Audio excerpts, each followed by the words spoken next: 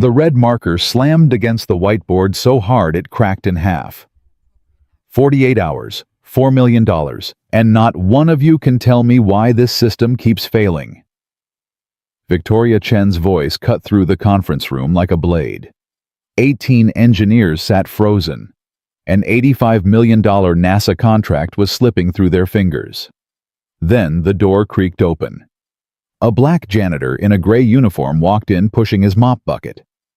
What happened next would destroy everything Victoria thought she knew about genius, about credentials, about the invisible people who clean her toilets every night. Before we begin, drop a comment telling me what city you're watching from. I want to see how far this story travels. Victoria Chen hadn't slept in 52 hours. She could feel it in her bones now. That deep exhaustion that coffee stopped touching 2 days ago. The kind that made her hands shake when she held her phone. The kind that made the fluorescent lights feel like needles in her eyes. But sleep was a luxury she couldn't afford. Not tonight. Not with 40 years of building this company crumbling around her. Run it again. Dr. Kenneth Crawford, Ph.D. from Princeton. 21 years in aerospace navigation systems, let out a breath that said everything his words couldn't. Ma'am, we've run it 37 times. Then run it 38. Crawford typed the command. His fingers moved slow, defeated. The screen flickered. Numbers cascaded down like digital rain. Red, all red. Failure across every metric. Victoria's hand found the edge of the conference table. She gripped it until her knuckles went white. Until the wood groaned under her fingers. Someone explain to me, she said quietly. Dangerously quiet. How 18 of the most expensive minds in the aerospace industry can't solve a problem we promised NASA we'd deliver in 48 hours. Nobody spoke. The silence stretched, thick and suffocating. I asked a question. Crawford cleared his throat. The satellite navigation algorithm is hitting resistance in the trajectory prediction matrix. We've recalibrated the orbital decay coefficients, adjusted the signal interference parameters, restructured the entire English Kenneth. Pretend I'm not paying you $450,000 a year to confuse me. Crawford's jaw tightened. It's broken. And we don't know why. The words hung in the air like smoke after an explosion. Victoria turned slowly to face the room. 18 engineers, Harvard, MIT, Stanford, Caltech, Georgia Tech, the best credentials money could buy, the brightest minds in satellite navigation, and not one of them could look her in the eye. Do you know what Director Williams told me yesterday? Her voice was steady, but something underneath was cracking. Something she'd held together for 40 years. He said if we don't deliver a working system by Friday morning, the contract goes to Meridian Aerospace. All 85 million of it. She let that number sit. Let it sink into every skull in that room. Do you know what happens when we lose an $85 million NASA contract? Silence. We don't just lose money. We lose credibility. We lose future contracts. We lose everything. Victoria's voice finally broke. Just a crack. Just enough to show the woman behind the CEO. I lose everything. The company I built from nothing when every man in venture capital told me a woman should stick to teaching, not building aerospace empires.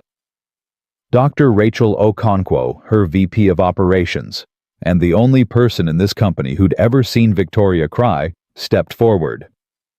Victoria, we're doing everything Everything isn't enough, Rachel. Victoria's phone buzzed. She glanced down.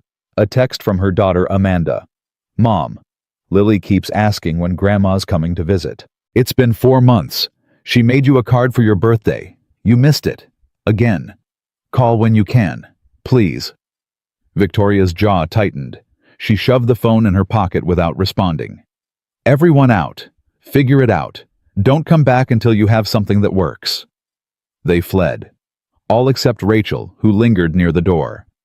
You should go home, Rachel said softly. See Lily. She's 9 now, Victoria. These years don't come back. I'll see her when I've saved her inheritance. And if you work yourself to death first. Victoria didn't answer. Because she didn't have one.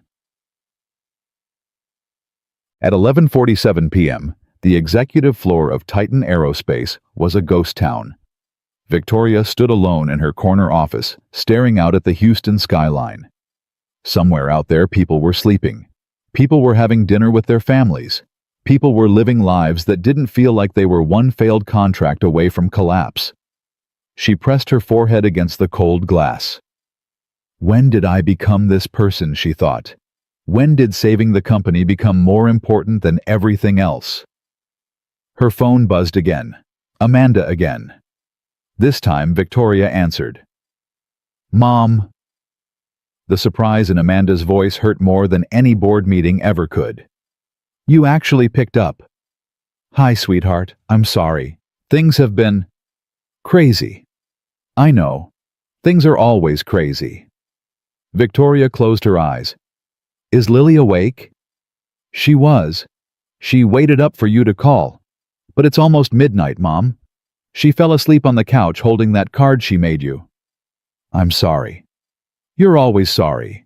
Amanda's voice wasn't angry. It was worse than that. It was tired. The exhaustion of someone who'd stopped expecting anything different. She asked me tonight why Grandma doesn't love her anymore. Victoria's chest seized. Amanda? I told her that's not true, that Grandma loves her very much, that Grandma is just very busy saving the world. A pause, heavy with everything unsaid. But Mom, she's 9. She doesn't understand busy. She just understands not here. I'll make it up to her. After this contract, There's always another contract, Mom. There's always another crisis. When does it end? Victoria didn't have an answer. Lily drew you a picture. Amanda continued. Her voice was quieter now. 2 stick figures holding hands. She wrote Grandma and me at the park on top. She's been carrying it around for 2 weeks, waiting to give it to you in person. The tears came before Victoria could stop them. I'll come this weekend, I promise. Don't promise, Mom. Just try. That's all we're asking. Just try. The line went dead. Victoria stood there in the darkness of her corner office, surrounded by awards and achievements and 40 years of proving everyone wrong, and she had never felt more alone in her life. Marcus Williams pushed his cleaning cart through the executive floor with the efficiency of a man who'd learned to be invisible. Gray uniform, worn sneakers, earbuds in though only one actually played music. The other was just for show. A barrier that told people, don't worry about me. I'm nobody, 54 years old, widower, single father, and the smartest person on this floor, though nobody would ever know it. Marcus had been 2 semesters away from his PhD at Georgia Tech when Denise was diagnosed. Lupus. Aggressive. No insurance. A newborn daughter who would never remember her mother's laugh. He'd made his choice in less than a day. Dropped out. Took 3 jobs. Held Denise's hand through 2 years of treatments that drained their savings, and then their hope, and then finally, her life. That was 14 years ago. Now, he pushed a mop through hallways designed by people who'd never had to choose between rent and groceries. He cleaned toilets for executives who made more in a day than he made in a year. He'd perfected the art of being furniture. Present but unnoticed. Necessary but forgettable. And every morning at 7:00 a.m., he walked through his apartment door just in time to wake Zoe, make her breakfast, braid her hair the way Denise used to, and walk her to the bus stop. That was the deal he'd made with himself. That was the promise he'd made to Denise's memory. Whatever it takes. She'll never feel alone. Marcus rounded the corner toward the executive conference room. The lights were still on. Unusual for this hour. He peered through the glass walls. Empty now. But the whiteboards. Marcus stopped. His mop clattered against the cart as he stepped closer. Equations covered every inch of white space. Satellite trajectory diagrams, navigation algorithms, signal processing architectures he recognized immediately. And in the center of the main board, circled in red marker with angry slashes through it, was the problem. Marcus's breath caught. They're using linear prediction on a nonlinear orbital decay model. The trajectory coefficients aren't accounting for solar wind variance. The feedback loop is completely... He stopped himself. Not your problem, not your job. Clean the board and move on. He pulled out his cloth, raised it toward the whiteboard, and couldn't do it. 14 years. 14 years of reading every journal he could find in public libraries, teaching himself new frameworks on borrowed computers, solving theoretical problems in his head while mopping floors, watching the aerospace industry evolve from the outside, always the outside. 14 years of watching his knowledge rust while life demanded he survive instead of thrive. Marcus looked at the door. Empty hallway. Security cameras weren't pointed at the boards. His hand was shaking when he picked up the red marker. "What are you doing?" His brain screamed. "You're going to get fired. You're going to lose the only thing keeping Zoe fed." But his hand kept moving. 7 minutes. That's all it took. Swap the linear prediction model for adaptive trajectory mapping. Redistribute the orbital coefficients across a dynamic axis. Add a signal correction loop that accounts for real-world interference instead of theoretical perfection. When Marcus stepped back, the solution was so obvious he couldn't understand how 18 PhDs had missed it. Then he remembered. They were trained to see problems as things to conquer with brute force computing power. He'd been trained by life to see systems as things that needed to bend without breaking. There's a difference. Marcus wiped his hands on his uniform. His heart was pounding so hard he could hear it in his ears. Clean it off. Right now. Before anyone... "What the hell are you doing?" Marcus spun around. Victoria Chen stood in the doorway, arms crossed, eyes locked on the whiteboard, then on him. For a moment, neither of them moved. "You're the night janitor." Not a question, an accusation. "Yes, ma'am. Marcus Williams. I was just cleaning, and I saw the problem, and You saw a $85 million algorithm failing and you decided to fix it with your mop." Marcus's stomach dropped. Every nightmare he'd ever had about this moment came flooding back. "I'm sorry. I shouldn't have touched it. I'll wipe it clean right now. Don't move." Victoria walked past him. Her heels clicked against the floor like gunshots. She stood in front of the whiteboard. Her eyes scanned his corrections, moving from equation to equation. Her hand went to her pocket, pulled out her phone. "Rachel, conference room, now." She hung up without waiting for a response. Marcus stood frozen. His career, his ability to feed his daughter, his entire life flashed before his eyes. "Ma'am, please. I can't lose this job. I have a daughter. She's 10. I'm all she has. Her mother died when she was... What's your name again?" "Marcus. Marcus Williams." "Where did you study?" Marcus's throat went dry. "I didn't. I started at Georgia Tech, but I never finished. My wife was sick. I had to... Georgia Tech." Victoria finally looked at him. Really looked. "For what?" "Aerospace engineering, navigation systems. But that was 14 years ago. Before what?" "Before life happened." Victoria stared at him for a long moment. Her expression was unreadable. The door burst open. Rachel rushed in, still pulling on her jacket, her Nigerian accent thicker when she was startled. "Victoria, what's wrong? Did something happen with the system? Did Crawford finally..." Victoria pointed at the whiteboard. "Tell me what you see." Rachel's eyes scanned the equations. Her face went through confusion, then recognition, then disbelief. "This is..." She stepped closer.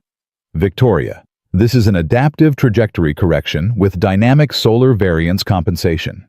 If this works, it would solve the signal dropout problem entirely." She turned to Victoria. "Who did this?" Victoria's gaze hadn't left Marcus. "He did." Rachel looked at Marcus. Really looked. For the first time. The gray uniform. The mop still dripping onto the floor. The weathered hands of a man who'd spent years doing manual labor. The janitor. The janitor. Victoria, that's impossible. This is PhD level work. Senior NASA consultant level. This is qua. Run it. What? Run the simulation with his corrections. Right now. Rachel pulled out her tablet. Her fingers trembled as she input the new parameters. The screen loaded, processed, calculated. Green bars filled the screen where red ones had been. Error reduction 67%, Rachel whispered. Signal stability increase 53%. Victoria, it works. The silence that followed was absolute. Victoria turned to Marcus. Her expression had shifted. Something new in her eyes now, something he couldn't quite read. "Who are you?" she asked quietly. "And I want the truth this time, not the just a janitor story, the real story." Marcus's throat was dry. "The real story. You just solved a problem that 18 engineers couldn't crack in 3 weeks. So yes, Mr. Williams, I want the real story." Marcus looked at the whiteboard, at his corrections, at the work of 7 minutes that represented 14 years of dreams he'd been forced to abandon. "I was going to change the world," he said quietly. "That was the plan. Finish my PhD, join NASA, build navigation systems that could take us to Mars." He paused. "Then Denise got sick, and the world changed me instead." Victoria was silent. "I dropped out 2 semesters before finishing, took care of her for 2 years, held her hand when she died. Then I held our daughter and promised I'd do whatever it took to give her a good life." Marcus's voice cracked. "Even if it meant cleaning toilets for people who wouldn't look me in the eye." Rachel wiped her eyes. Victoria didn't move, didn't blink, but something in her face shifted. "How old is your daughter?" 10. "Same age as my granddaughter." The words hung between them. 2 people from opposite ends of the world connected by something neither expected. "What's her name, Zoe?" "Does Zoe know about Georgia Tech, about who you used to be?" Marcus shook his head. "She knows I work nights. She knows I'm always there in the morning. That's enough." "Is it?" The question hit harder than Marcus expected. "I tell myself it is," he admitted. "I tell myself she's happy and healthy, and that's what matters. But sometimes..." "Sometimes what?" "Sometimes I wonder if I'm teaching her the wrong thing. That you have to give up who you are to take care of the people you love. That dreams are luxuries only rich people can afford." Victoria was quiet for a long moment. Then she did something that shocked both Rachel and Marcus. She sat down. Not in the CEO chair at the head of the table, in a regular chair, like a regular person. "Sit down, Mr. Williams." "Ma'am, I should really..." "Sit down." Marcus sat. Victoria leaned forward, her elbows on the table, her eyes holding his with an intensity that made him want to look away. "I'm going to ask you something, and I need you to be completely honest." "Okay." "Can you do that again?"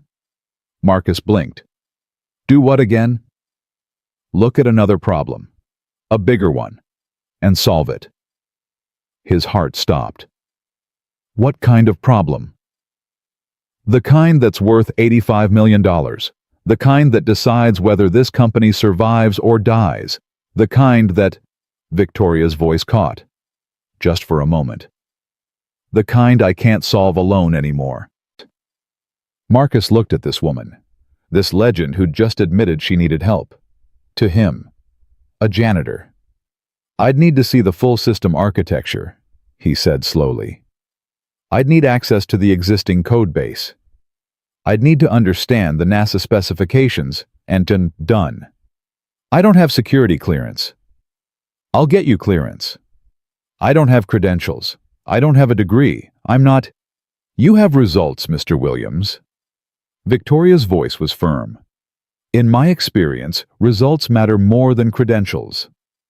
Marcus's mind raced. This was insane. This was impossible. This was everything he'd dreamed about for 14 years handed to him in the middle of the night by a woman who had no reason to trust him. I need to be home by 7 a.m., he said. Every morning, no exceptions. My daughter needs me there when she wakes up. Victoria nodded. Then we work around your schedule. And if I can't actually solve it, if tonight was just luck, if I'm not as smart as I used to be, then you'll have tried. Victoria's eyes held his, which is more than most people ever do. She extended her hand across the table. Marcus looked at it, at her, at everything this moment represented. 14 years of sacrifice. 14 years of being invisible. 14 years of wondering if he'd wasted his potential, if he'd let his wife down, if he'd taught his daughter that dreaming was pointless. And now, a door was opening. He could hear Denise's voice in his head. That last conversation when she was too weak to squeeze his hand anymore, but still strong enough to make him promise. Nathan, you're going to want to hide. You're going to tell yourself you're not good enough anymore. That too much time has passed. That the world moved on without you. Promise me you won't believe that. Promise me that when the door opens, you'll walk through it.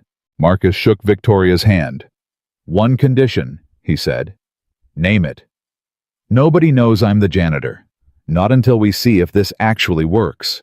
I can't let Zoe find out and then watch me fail. I can't put her through that. Victoria's grip tightened. Deal. She stood, adjusted her jacket, became the CEO again. But Mr. Williams, yes. Stop calling yourself just anything. You just gave this company a chance to survive. She moved toward the door. That makes you anything but just. She paused at the threshold, looked back. We start in 1 hour. I hope you weren't planning on sleeping tonight. Marcus looked at the whiteboard, at the equations he'd written, at the life that might be starting to change. Sleep, he said quietly, is a luxury I gave up a long time ago. Victoria almost smiled. Then we have something in common. She walked out. Marcus stood alone in the conference room. The fluorescent lights hummed above him. The whiteboard glowed with his handwriting. And somewhere deep in his chest, something that had been dormant for 14 years began to stir. Hope. Real hope. The dangerous kind. The kind that could either save him or destroy him. He didn't know which yet, but for the first time in 14 years, he was ready to find out. The hour passed faster than Marcus expected. He'd called Mrs. Patterson his elderly neighbor, who'd watched Zoe during emergencies for the past 3 years. She answered on the second ring, despite the late hour. Her voice was immediately alert, the way it always was when his number showed up past midnight. Marcus, is everything okay? I need a favor, a big one. Zoe, is she? She's fine. She's sleeping. But I need to stay at work tonight.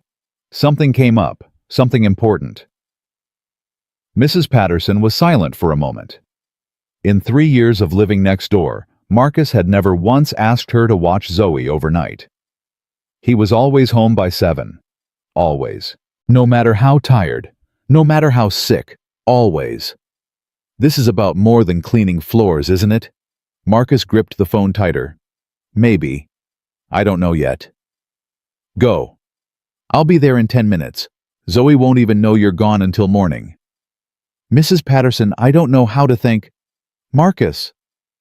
Her voice was firm now. The voice of a woman who'd raised 5 children, buried a husband, and survived things Marcus couldn't imagine. I've known you for 3 years. I've watched you work yourself to the bone for that little girl. I've seen you come home at dawn, looking like death warmed over, then make pancakes with a smile on your face. She paused. Whatever this is, don't let it pass you by. Some doors only open once. Marcus's throat tightened. Yes, ma'am. Now go. And Marcus? Yeah. I knew you were more than a janitor the first time I saw you helping Zoe with her math homework. The way you explained those problems. That's not how regular people think. That's how my husband used to think. He was an engineer at Boeing for 30 years. Marcus couldn't speak. Go prove what I already know. She hung up. Marcus stood in the hallway, phone pressed against his chest, heart pounding so hard he could feel it in his temples. Then he walked back to the conference room. Victoria was already there, pulling up files on the main screen. Rachel sat beside her, tablet in hand, dark circles under her eyes, but something like hope in her expression. Two more people had joined them. A young black woman with natural hair pulled back in a puff, fingers flying across a laptop.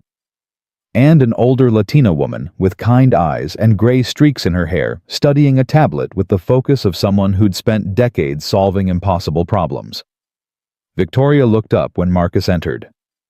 Mr. Williams, this is Maya Thompson, our lead software architect, and Helen Torres, senior systems engineer, 32 years in the industry. Maya glanced up from her laptop. Her eyes scanned Marcus's uniform, his worn sneakers, the cleaning product stains on his pants. Her expression was carefully neutral. So you're the one who fixed the trajectory algorithm. I suggested some adjustments. Maya almost laughed. I ran your adjustments through 47 different simulations. They work every single time. I've been studying aerospace navigation for 9 years, and I've never seen anyone solve a solar variance problem that fast. Helen Torres stood up, extended her hand. Her grip was firm, her eyes direct. Helen Torres, I don't care where you went to school or what you've been doing for the past decade. I care about results. And based on what I'm seeing. She nodded toward the whiteboard. You've got results. Thank you. Don't thank me yet. You're about to work harder than you've ever worked in your life. Victoria clapped her hands once. Sharp. Commanding. Everyone listen up. We have 46 hours until the NASA demonstration. The system needs to pass 12 different stress tests, handle 3 real-time scenarios, and survive whatever curveball Director Williams decides to throw at us. She turned to Marcus. Mr. Williams is going to lead the algorithm reconstruction. I need everyone in this room to follow his direction without question. If you have a problem with taking guidance from... She paused, choosing her words carefully. From a fresh perspective, you can leave now. Nobody moved. Good. Then let's get to work. For the next 5 hours, Marcus lost himself in something he hadn't felt in 14 years. Purpose. His hands flew across the keyboard Victoria had set up for him. His mind worked faster than it had since those late nights at Georgia Tech, when he'd stay in the lab until sunrise running simulations, arguing with professors believing he could actually change the world. The system architecture glowed on the screens around him, and for the first time, he wasn't looking at it from the outside. He was inside it, rebuilding it, reshaping it into something that could actually work. The trajectory prediction is still lagging, Maya said, pulling up a diagnostic screen. We're getting a 0.3-second delay on orbital correction. Marcus studied the data. That's because the system is trying to predict perfect orbits. Space isn't perfect. Satellites drift. Solar winds shift. You can't predict chaos. Then how do you account for it? You don't predict it. You teach the system to respond to it. He pulled up a new code window, started typing. My wife was a social worker, he said as he wrote. She spent her whole career helping families in crisis, kids in danger, situations where there was no playbook, no protocol, no right answer. Victoria watched him silently. I asked her once how she made decisions when everything was falling apart. You know what she said? What? Marcus's fingers paused on the keyboard. She said, you don't try to control chaos. You learn to dance with it. You build systems that are flexible, not rigid. Frameworks that can bend without breaking. He resumed typing. Your engineers built a machine that tries to predict the future. I'm building one that learns to respond to the present. Rachel leaned forward, studying his code. That's a completely different approach. Yes. It would require rebuilding the core architecture from scratch. Yes. We have 45 hours. Marcus met her eyes. Then we'd better work fast. The night blurred into morning. Coffee cups accumulated. Code flew across screens. Arguments erupted and resolved. Marcus explained concepts he hadn't spoken aloud in 14 years, and something inside him came alive with each explanation. Maya challenged him constantly. At first he thought it was hostility. Then he realized it was respect.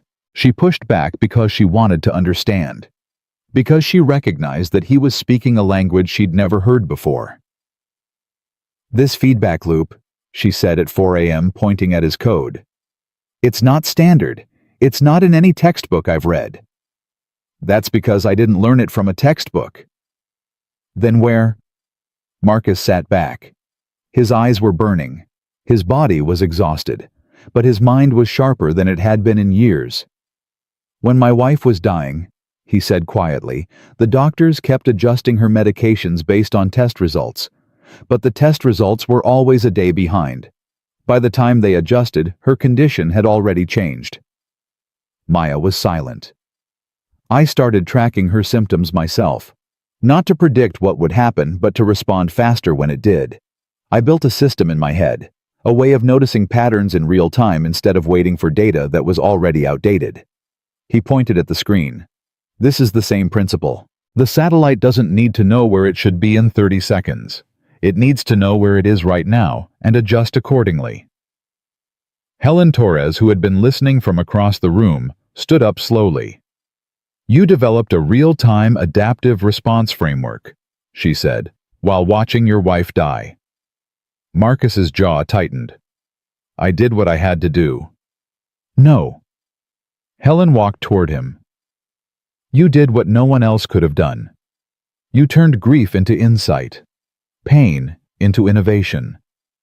She put a hand on his shoulder. "I've been in this industry for 32 years. I've worked with thousands of engineers. Most of them learn from books. A few learn from experience." She squeezed his shoulder. "You learned from love. That's why your solution works. Because it's not just code. It's human." Marcus couldn't speak. He just nodded and turned back to the screen. At 5:30 a.m., Victoria pulled him aside. "You need to rest, even an hour." "I'm fine." "Marcus." It was the first time she'd used his first name. "I've watched people burn out. I've watched people push so hard they shatter. I won't let that happen to you." "Why do you care?" The question came out harsher than he intended. Victoria didn't flinch. "Because you reminded me of something I forgot." "What's that?"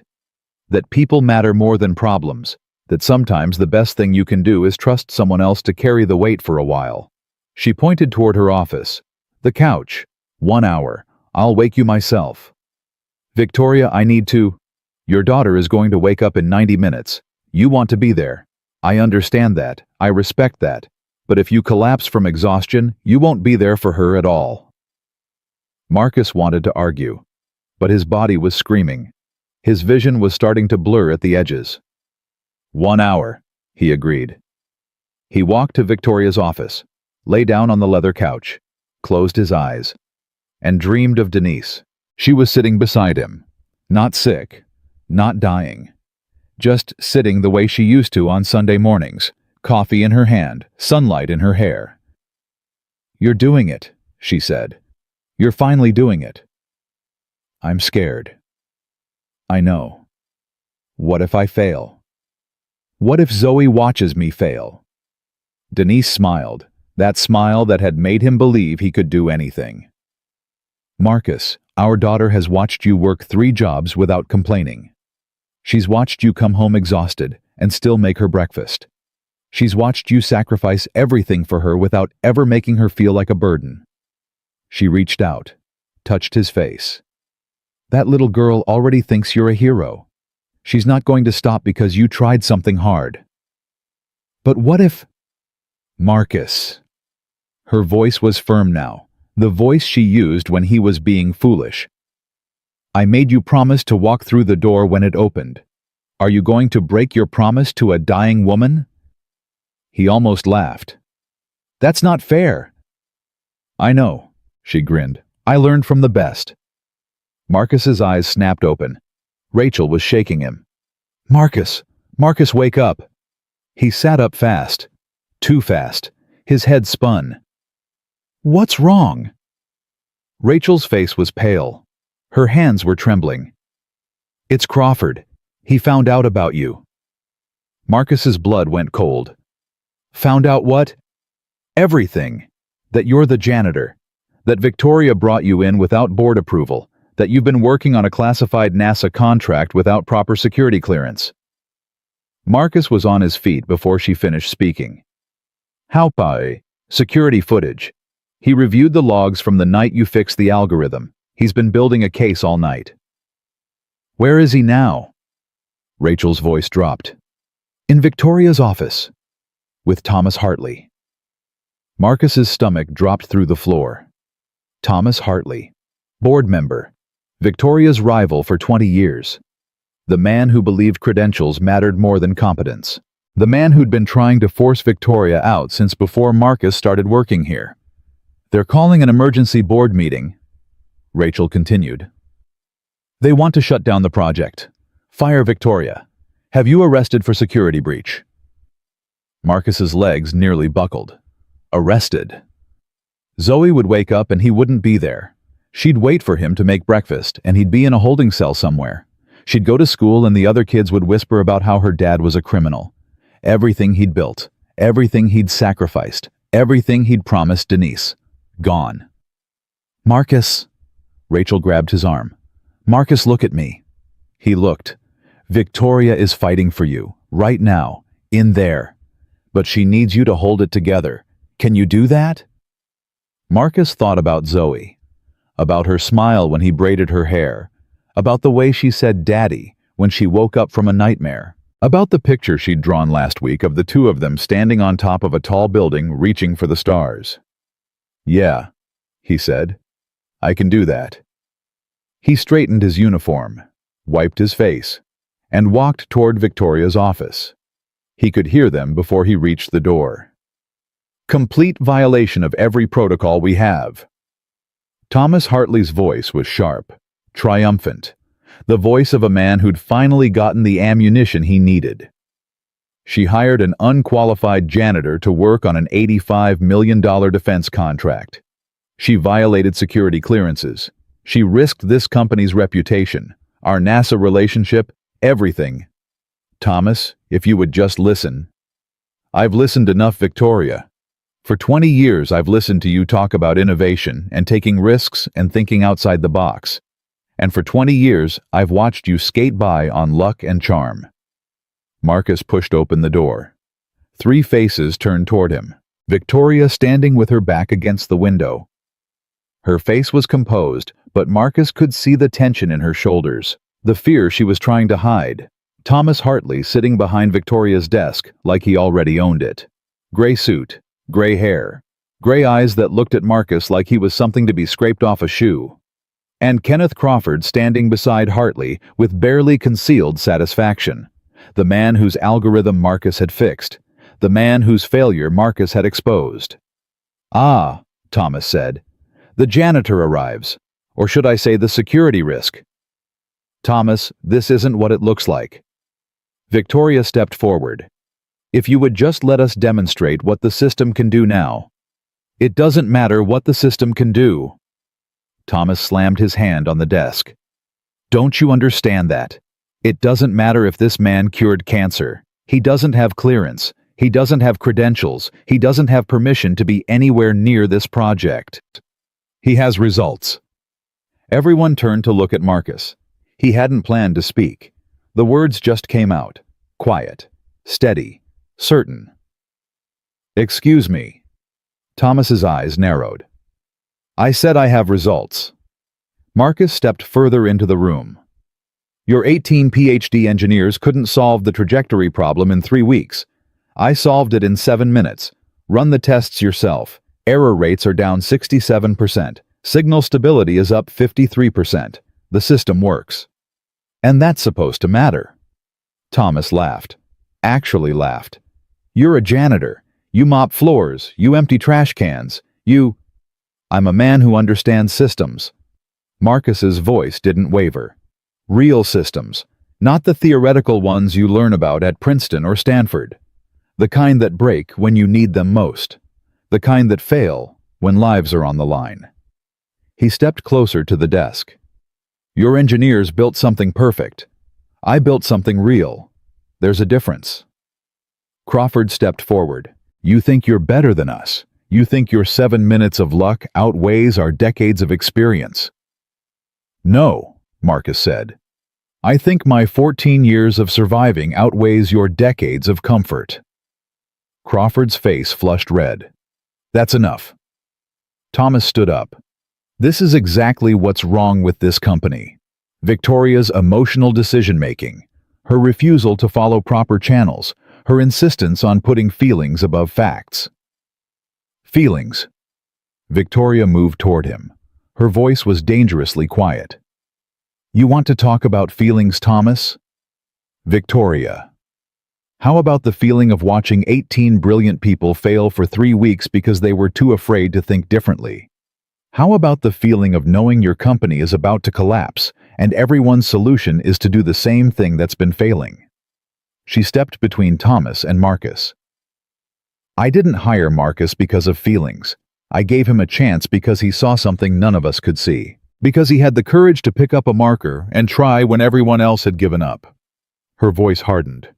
That's not emotional. That's leadership. Thomas's jaw tightened. The board meets in 2 hours. I'm recommending we cancel the NASA demonstration and terminate your employment. Both of you. He walked toward the door. Crawford followed. At the threshold, Thomas turned back. You know what the difference is between you and me. Victoria, I follow the rules. I respect the system. I understand that some people are qualified to lead, and some people are qualified to clean toilets. He looked at Marcus. And some people should know their place. The door closed behind them. The silence that followed was suffocating. Victoria sank into a chair. Her head dropped into her hands. I'm sorry, Marcus said. This is my fault. I should never have touched that whiteboard. I should have... Don't. Victoria looked up. Her eyes were red, but her voice was steady. Don't you dare apologize for being brilliant. Don't you dare apologize for saving this company. I didn't save it. I made everything worse. You made it real. Victoria stood, straightened her jacket, became the CEO again. For the first time in 20 years, this company did something courageous. Whatever happens next, that matters. Marcus shook his head. What do we do? They're going to fire you. They're going to have me arrested. Zoe is going to... We fight. Victoria's eyes met his, fierce, unbroken. We walk into that board meeting, and we show them what this system can do. We let the results speak for themselves. We make them see what you're capable of. And if they don't listen... Victoria was quiet for a moment. Then she did something Marcus didn't expect. She smiled. Then we go down swinging, together. Marcus thought about everything he had to lose. His job, his freedom, his daughter's future. Then he thought about Denise, about her voice in his dream, about the promise he'd made to her 14 years ago. Walk through the door. Together, he said. Victoria nodded. 2 hours. We need to run every test, document every result, build a case so strong they can't ignore it. She moved toward the door. And Marcus? Yeah. Whatever happens in that boardroom, I want you to know something. She paused, her hand on the door frame, her back to him. You're the bravest person I've ever met. Not because you fixed my algorithm, because you spent 14 years in the shadows keeping your daughter safe, never complaining, never giving up. Her voice caught. My husband used to say that true courage isn't about taking risks. It's about showing up, every single day, even when no one notices, even when no one cares. She turned to face him. You've been showing up for 14 years, Marcus. That makes you more qualified than anyone in that boardroom." She walked out. Marcus stood alone in the CEO's office. His phone buzzed. A text from Mrs. Patterson. "Zoe is awake. She's asking for you. I told her you're helping someone important." She said, "Daddy always helps people. That's what he does." Then she went back to eating cereal. "You raised a good one, Marcus." Marcus typed back with shaking fingers. "Tell her I love her. Tell her I'm trying to make her proud." The response came immediately. "She's already proud. She just doesn't know how much she should be. Yet." Marcus put the phone away, wiped his eyes, straightened his uniform. 2 hours. 2 hours until everything changed. He walked back to the conference room where Maya and Helen and Rachel were waiting, where the system that might save his future was running on screens that glowed with possibility. 2 hours until he found out if 14 years of sacrifice had been worth it. 2 hours until he found out if he was really as invisible as he'd convinced himself to be.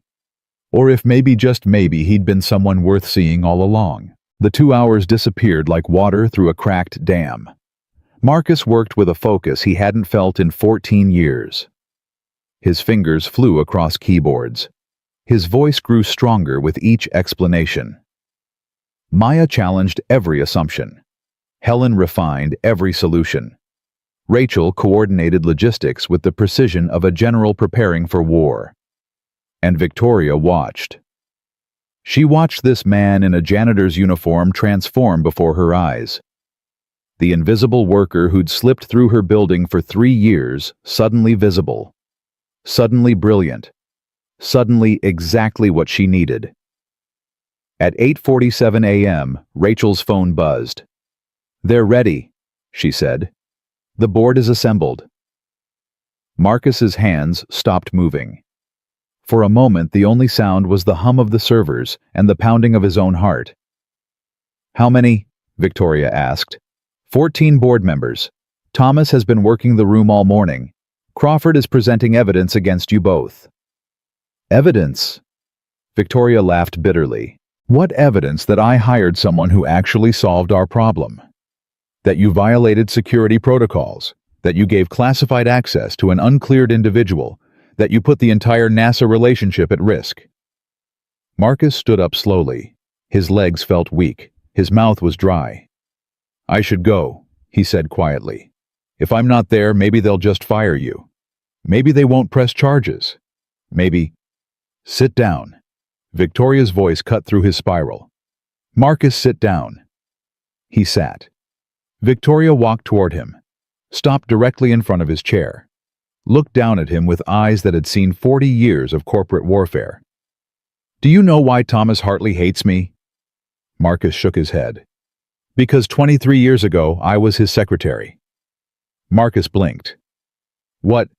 I started at this company as Thomas Hartley's executive assistant. I made his coffee. I scheduled his meetings. I picked up his dry cleaning." Victoria's jaw tightened. "And one day, I found a flaw in a navigation system he was about to present to the Air Force.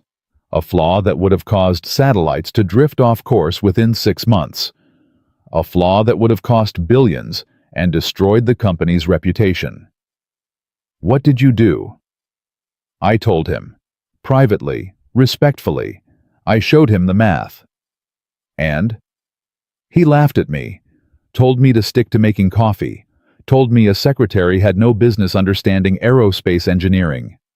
Victoria's voice hardened. "So I went over his head. I showed the CEO.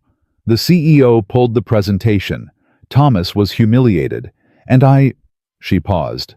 "I was promoted." Marcus stared at her. "Thomas has spent 23 years trying to prove that was a fluke. That I got lucky. That I'm not really qualified to be here." She leaned down, her face inches from his. "Sound familiar?" Marcus couldn't speak. "I know what it feels like to be dismissed because of who you are instead of what you can do. I know what it feels like to have your credentials questioned, your intelligence doubted, your contributions erased." She straightened up. "And I know what it feels like to prove them all wrong." Victoria extended her hand. "So get up, Marcus. Get up and walk into that boardroom with me, not as a janitor, not as a security risk, as the man who saved this company. Marcus looked at her hand, at the woman who'd built an empire from a secretary's desk, at the only person in this building who'd ever seen him as something more than furniture. He took her hand. She pulled him to his feet. "Maya, Helen, Rachel, you're coming with us." Maya looked up from her laptop. "Are you sure Thomas will say we're stacking the room?" "Let him say whatever he wants. When Marcus demonstrates what this system can do, they'll forget Thomas exists." Rachel grabbed a tablet. Helen collected the documentation they'd prepared. Maya copied the final test results to a secure drive. And Marcus stood in the middle of it all, wondering how he'd gotten here. How a man who'd spent 14 years being invisible was about to walk into a room full of people who wanted him erased. "Marcus?" He turned. Victoria was at the door. "Whatever happens in there, remember one thing." "What?" "You already won. The system works. The contract is savable. Nothing they say in that room changes that." She paused. "The only question is whether they're smart enough to see it." The boardroom was on the 47th floor. Marcus had cleaned this room hundreds of times, vacuumed the carpet, wiped the table, emptied the trash cans of executives who never looked at him. Now he stood at the threshold, and everything felt different. 14 faces stared back at him. 12 board members seated around the massive table. Thomas Hartley at the head where Victoria usually sat. Kenneth Crawford beside him, laptop open, smug satisfaction, barely contained. And at the far end of the table in a chair Marcus hadn't expected to be occupied, sat a woman he didn't recognize. Late 60s, silver hair, military posture, eyes that missed nothing. Victoria stopped short when she saw her. "General Morrison?" The woman nodded. "Victoria. I wasn't expecting you until tomorrow's demonstration. I moved my schedule." General Morrison's voice was calm, but something underneath it was sharp. "Mr. Hartley was kind enough to inform me that there might be some irregularities with this project. I wanted to see for myself." Thomas Hartley stood spreading his hands in a gesture of false humility. "General, I apologize that you had to learn about this situation in such an unfortunate way. If I'd known earlier about Ms. Chen's lapse in judgment—" "What lapse would that be, Mr. Hartley?" Thomas picked up a folder from the table. Thick, official, damning. "Victoria hired an unqualified individual to work on your contract. A man with no security clearance, no credentials, no background in aerospace engineering whatsoever." He opened the folder, pulled out a photograph. Marcus's employee ID. Gray uniform, mop in hand. "A janitor general. She gave classified access to the company janitor." The silence that followed was deafening. General Morrison's gaze shifted to Marcus, studied him, the worn sneakers, the cleaning product stain still visible on his pants, the face of a man who'd spent 14 years being invisible. "And who is this janitor?" Marcus stepped forward before Victoria could speak. "That would be me, ma'am. Marcus Williams." "And what are your qualifications, Mr. Williams?" "I was 2 semesters away from a PhD at Georgia Tech before I dropped out 14 years ago. Since then, I've been working as a night janitor at this company." Crawford laughed, actually laughed out loud. "You see, General, this is exactly what I was warning you about. Victoria's judgment has been compromised. She's making emotional decisions instead of—" "I didn't ask you, Dr. Crawford." General Morrison's voice cut through the room like a blade. Crawford's mouth snapped shut. The general was still looking at Marcus. "Mr. Williams, I want you to explain to me in plain English what you did to this navigation system." Marcus's throat was dry. Every instinct told him to shrink back, to become invisible, to let someone more qualified speak for him. But then he thought of Zoe, of Denise, of 14 years of hiding. "Ma'am, your engineers built a perfect system. Every protocol followed, every parameter optimized, every calculation exact. And that's a problem." "Yes, ma'am, because space isn't perfect. Satellites drift, solar winds shift, debris fields form where none existed an hour ago." Marcus stepped toward the presentation screen. Your system was designed to predict the future based on past patterns. But the future doesn't follow patterns. It breaks them. General Morrison leaned forward slightly. I redesigned the core architecture to adapt instead of predict, to learn from chaos instead of trying to control it, to think like a combat pilot instead of a computer. Thomas Hartley cut in. Those are nice words, Mr. Williams. But can you prove them? Marcus met his eyes. Yes, sir. I can. Victoria stepped forward. General, if you'll allow us to demonstrate— Not you, Ms. Chen. General Morrison held up her hand. Him. I want to see what the janitor can do. The words hung in the air like a challenge. Thomas Hartley's smirk widened. Crawford's satisfaction was barely contained. Marcus walked to the presentation screen. His hands were steady now, steadier than they'd been in years. Maya, pull up the Atlantic simulation. Maya typed rapidly. The scenario appeared on the screen. A satellite constellation over the Atlantic Ocean. Real-time orbital data. Signal interference patterns. This is a real-world scenario from 2019, Marcus said. Multiple satellites overlapping coverage zones, solar storm interference. The original mission lost signal contact for 47 minutes. 3 satellites drifted off course. The Navy lost tracking capability during a critical operation. General Morrison's jaw tightened. She knew this mission. She'd probably reviewed the failure reports personally. Run it through the old system, Marcus said.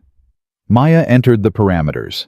The screen calculated for 11 seconds, then displayed an error cascade. Red warnings everywhere. Signal loss. Trajectory deviation. System failure. That's what your original AI produced, Marcus said. Now watch this. He entered the same scenario into the new system. 3 seconds later, the screen stabilized. Green indicators across the board. Signal maintained. Trajectories corrected. Coverage zones optimized. Signal retention 97%. Maya read from her tablet. Trajectory deviation less than 0.02 degrees. The system detected the solar storm interference and automatically rerouted signal processing through secondary channels. General Morrison stood slowly. Walked toward the screen. Her eyes moved across the data with the precision of someone who'd spent 40 years analyzing tactical situations. Run another scenario, she said. Something your team hasn't prepared for. Thomas Hartley jumped forward. General, surely that's not necessary. The point has been made about protocol violations. The security risk alone. The point, Mr. Hartley, is whether this system can save American lives. I don't care who built it. I care if it works. She turned to Marcus. Hurricane evacuation coordination, Gulf Coast. 4 military installations, 15,000 personnel, limited airlift capacity, deteriorating weather window. You have 60 seconds to set up the scenario. Marcus's fingers flew across the keyboard. He wasn't thinking anymore. He was reacting. The same way he'd reacted to every crisis life had thrown at him for 14 years. Done. The system processed, calculated, displayed. Primary evacuation route utilizes naval vessels from Pensacola, Marcus said. Secondary route coordinates helicopter transport in rotation to minimize weather exposure. Tertiary route establishes temporary shelters at inland facilities if transport becomes impossible. He pointed at the timeline. All 15,000 personnel evacuated within 16 hours. Standard military protocol takes 32 hours for that evacuation. How? Standard protocol doesn't account for real-time weather adaptation. This system does. It's constantly recalculating based on current conditions, not predicted conditions. General Morrison turned to face the board. Her expression was unreadable. Mr. Hartley, you called me here to report irregularities with this project. Yes, General. The protocol violations alone. I've commanded military operations for 38 years. You know what gets soldiers killed, Mr. Hartley? Thomas blinked. I'm not sure Rigid thinking. Systems that can't adapt. Leaders who care more about rules than results. Thomas's face went pale. General, I was only trying to protect. You were trying to protect your position. There's a difference. General Morrison walked toward Marcus, stopped directly in front of him. Mr. Williams, why did you drop out of Georgia Tech? Marcus swallowed. My wife was diagnosed with lupus, ma'am. Aggressive onset. We had a newborn daughter. No insurance. Did she survive? No, ma'am. She died when Zoe was 18 months old. So you've been raising your daughter alone ever since? Yes, ma'am. Working as a janitor? Yes, ma'am. Why didn't you go back, finish your degree? Marcus's voice caught.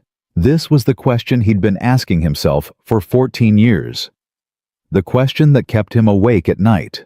The question he'd never been able to answer. Because by the time I could breathe again, it felt too late. Because I'd spent so long being invisible that I forgot I could be anything else. He paused. Because I was afraid, ma'am. Afraid I wasn't good enough anymore. Afraid I'd fail. Afraid my daughter would watch me fail. The silence that followed was absolute. Then General Morrison did something nobody expected. She extended her hand. Mr. Williams, I've commanded thousands of soldiers. The best ones, the ones who saved lives, who won battles, who made a difference, weren't the ones with the best training or the fanciest degrees. Marcus stared at her hand. They were the ones who'd been broken and put themselves back together. The ones who knew what it meant to lose and kept fighting anyway. She waited, patient, certain. Marcus shook her hand. You're not unqualified. General Morrison continued. You're exactly qualified, because you built a system that thinks the way survivors think, the way people who've lost everything think. You built something that can adapt because you've had to adapt every day for 14 years. She turned to the board. I'm approving the contract, full funding, full implementation. Thomas Hartley shot to his feet. General, you can't be serious. The board has final say on personnel decisions, the protocol violations. Then the board can find another $85 million contract. General Morrison's voice was steel. This system saves lives. Mr. Williams built it. Either he leads the implementation team or I walk. The room erupted. Board members shouting, Thomas arguing, Crawford trying to salvage something from the wreckage of his plans. Through it all, Marcus stood frozen. This wasn't happening. This couldn't be happening. This was everything he'd dreamed about for 14 years, and it was happening so fast he couldn't process it. Victoria appeared beside him. Her hand touched his arm. Breathe, she whispered. You did it. I didn't do anything. You showed up. You told the truth. You let them see who you really are. Her eyes were shining. That's the hardest thing anyone can do. The shouting died down. One by one, the board members fell silent. The chairman, an older black woman Marcus had never noticed before, stood slowly. We'll vote, she said. All in favor of accepting General Morrison's terms, including the appointment of Marcus Williams as lead architect. Hands went up. 1, 3, 7, 9, 11. All opposed. Thomas Hartley's hand. Crawford's. One other. Motion carries. 11-3. Marcus's knees nearly buckled. Victoria caught his elbow, steadied him. Congratulations, Mr. Williams, the chairman said.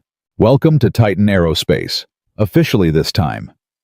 Thomas Hartley stormed toward the door. Crawford followed, defeated, humiliated. At the threshold, Thomas turned back. This isn't over, Victoria. The moment this janitor fails, and he will fail, I'll be there to remind everyone who was right all along. He slammed the door behind him. General Morrison approached Marcus one more time. Mr. Williams. Yes, ma'am. I meant what I said. The best leaders I've known weren't the ones who never fell. They were the ones who got back up. She paused. Your daughter is lucky to have you. I'm the lucky one, ma'am. General Morrison smiled. It transformed her entire face. Go home. Tell her what happened. She deserves to know. Marcus looked at the clock on the wall. 9:23 a.m. Zoe would be in class by now, learning, growing, becoming the person Denise had always believed she would be. Ma'am? Yes. Thank you for seeing me, for giving me a chance when you had no reason to. General Morrison's eyes held his. Mr. Williams, I've spent 38 years learning that the most important people are usually the ones nobody's looking at. You reminded me why that matters. She walked toward the door, paused at the threshold. I expect great things from you. Don't disappoint me. She left. The board members followed one by one. Some stopped to shake Marcus's hand. Others just nodded. A few looked at him like they still weren't sure what had just happened. When the room finally emptied, only Victoria, Rachel, Maya, and Helen remained.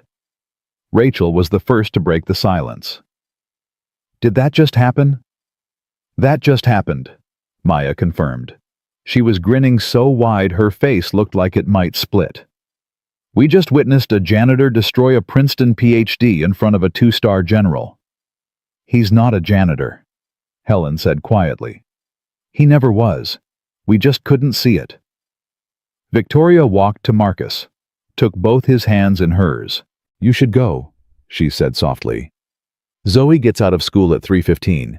You have time to sleep, shower, and figure out how to tell her everything. Victoria, I don't know how to...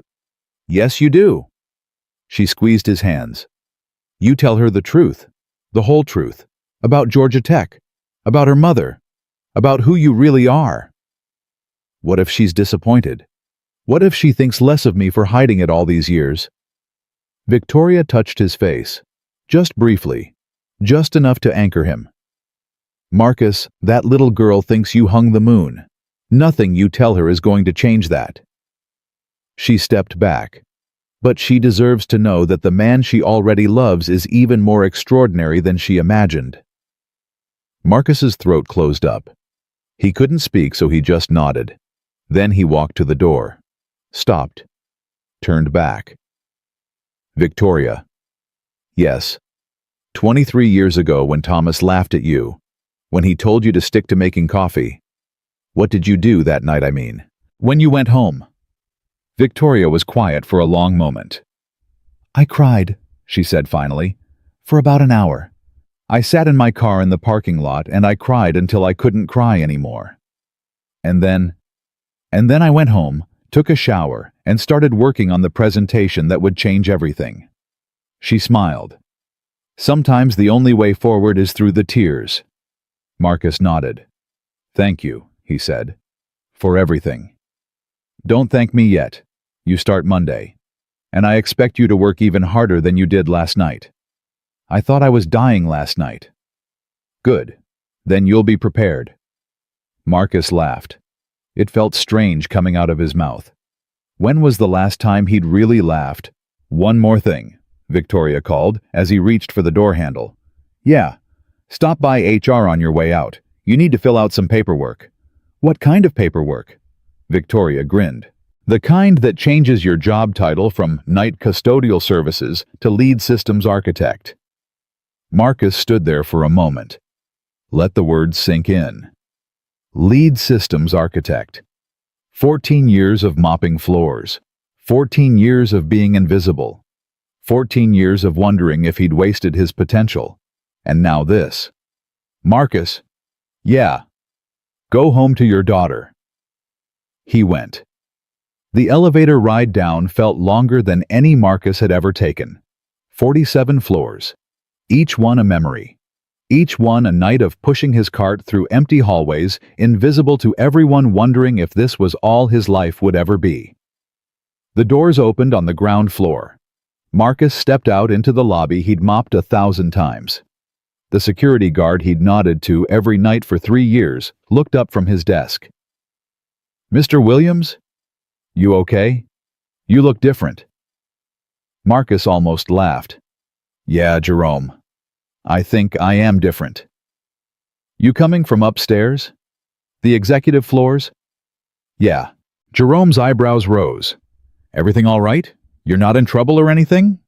Marcus thought about Thomas Hartley's face when the vote was announced, about Crawford storming out like a child who'd lost his favorite toy, about General Morrison shaking his hand like he was someone worth shaking hands with. No, Marcus said. I'm not in trouble. Not anymore. He walked out the front door. The Houston sun hit him like a blessing. Warm, bright, real. For the first time in 14 years, Marcus Williams walked out of Titan Aerospace through the front entrance instead of the service door, and it felt like resurrection. The drive home was a blur. Marcus's hands gripped the steering wheel of his 12-year-old Honda, the one Denise used to call the Chariot, because it was the first car they'd ever bought together. The one he'd kept running with prayers and YouTube tutorials because he couldn't afford anything better. His phone buzzed. Mrs. Patterson. Marcus, is that you making all that racket in the parking lot? He looked out the window. He was home. He didn't even remember pulling in. Yeah, Mrs. Patterson, it's me. You going to sit in that car all day, or you going to come inside and tell me what happened? Marcus turned off the engine. His hands were still shaking. I'll be right up. Mrs. Patterson was waiting at his door when he reached the third floor. Her arms were crossed, but her eyes were soft. Well, I got a job. You already have a job. A different job. A real job. The kind I was supposed to have before. He couldn't finish the sentence. Mrs. Patterson uncrossed her arms, opened them wide. Marcus fell into her hug like a child falling into his mother's arms. And for the first time in 14 years, he let himself be held. I knew it, Mrs. Patterson whispered against his shoulder. I knew you were more than what they saw. I knew it from the first day you moved in, carrying that little girl in one arm and a box of books in the other. Books. Engineering books, physics, mathematics. I thought to myself, this man is no ordinary janitor. But it wasn't my place to say.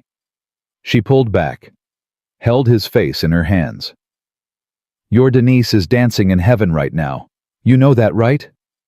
Marcus's vision blurred. I hope so. I know so. Mrs. Patterson wiped his tears with her thumbs. Now go take a shower. You smell like you haven't slept in 2 days. I haven't. Then sleep first. I'll pick up Zoe from school. Tell her you have a surprise for her. Mrs. Patterson, I can't ask you to. You're not asking. I'm telling. She pushed him toward his door. Go. Rest. You've got a lot of explaining to do when that little girl gets home, and you're going to need your strength. Marcus showered. He stood under the hot water for longer than he should have, letting it wash away the exhaustion and the fear and the 14 years of feeling like he wasn't enough. When he finally stepped out, he caught sight of himself in the foggy mirror. Same face, same tired eyes, same gray at his temples that had appeared somewhere around year 10. But something else was there too, something he hadn't seen in a long time. Hope. He slept. Not long, not enough. But when his eyes opened at 2:47 p.m., he felt more rested than he had in years. Because for the first time, he wasn't dreading tomorrow. At 3:32 p.m., the front door burst open. Daddy! Zoe flew across the living room and launched herself at Marcus like a missile. He caught her, spun her, held her tight against his chest. Hey, baby girl. Mrs. Patterson said you have a surprise? What is it? Is it a puppy? Please tell me it's a puppy. Michaela Jenkins got a puppy last week, and she won't stop talking about it, and I told her my daddy would get me a better puppy. But I don't actually know if you would, but... Zoe. Maybe you would, because you're the best daddy. And Mrs. Patterson said you did something amazing today, and I don't know what it is, but she was crying happy tears, which is confusing, because why would you cry if you're happy, and... Zoe? She stopped, looked at him with those eyes, Denise's eyes, the same deep brown that had looked at him with love even when the cancer was winning. Yeah, Daddy. It's not a puppy. Her face fell. Oh. It's something else. Something I need to tell you. And it might take a while. Zoe's expression shifted. Serious now, the way she got when she knew something important was happening. Is it bad? No, baby, it's not bad. At least I don't think so. But it's big. How big? Marcus took a breath. Sit down with me. They sat on the couch. The same couch where Denise used to read bedtime stories. The same couch where Marcus had held baby Zoe through countless sleepless nights. The same couch where he'd cried alone after Zoe went to bed wondering if he was ruining her life with his failures. Zoe, you know how I work nights at that big company Titan Aerospace? You clean the offices. You're a janitor. That's right. I've been a janitor there for 3 years. But before that, before you were born, I was something else. Zoe's eyes widened. What? I was studying to be an engineer, a scientist. I was learning how to build systems that could help satellites stay in the right place in space. Like the satellites that give us GPS. Exactly like that. I was going to a very good school called Georgia Tech. I was almost finished. 2 more semesters, and I would have had my PhD. What's a PhD? It's a special degree. The highest degree you can get. It means you're an expert in something. Zoe processed this. So you were going to be an expert in satellites? Yeah, baby, I was. What happened? Marcus's throat tightened. This was the part he'd been dreading. The part he'd hidden from her for 10 years. Your mom got sick. Zoe went still. I know Mommy was sick. You told me. She had lupus. That's right. But what I didn't tell you was, I had to make a choice. I could stay in school and let someone else take care of her. Or I could leave school and take care of her myself. You chose Mommy. It wasn't a question. It was a statement. Simple. Certain. The way only a child could say something that profound. I chose Mommy, Marcus confirmed. I left school. I got jobs. I took care of her for 2 years until she went to heaven. Until she went to heaven. Zoe was quiet for a long moment. Then she reached out and took Marcus's hand. Daddy, that's what heroes do. Marcus's vision blurred. What? They choose the people they love. That's what makes them heroes. Mrs. Patterson told me that. Mrs. Patterson said that. She said there are different kinds of heroes. Some heroes wear capes and fight bad guys, but the real heroes are the ones who give up stuff for the people they love.